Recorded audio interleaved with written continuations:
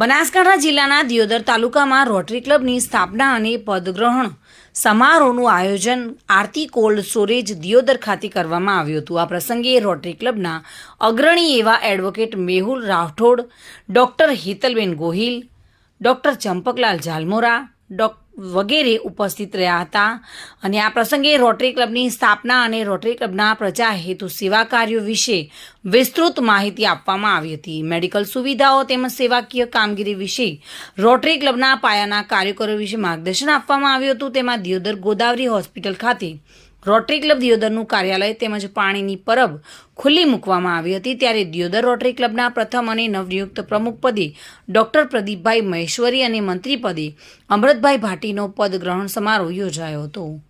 સાથે સાથે rotary club દિયોદરના નવનિયુક્ત સભ્યોનો પદગ્રહણ સમારોહ તેમજ આ પ્રસંગે દિયોદર ધારાસભ્ય કેસાજી ચૌહાણ, શિવાભાઈ ભુરિયા, સોનાજી ચૌહાણ, કનુભાઈ પઢિયાર, રમેશભાઈ ચૌધરી વગેરે આમંત્રિત મહેમાનો ઉપસ્થિત પણ રહ્યા હતા।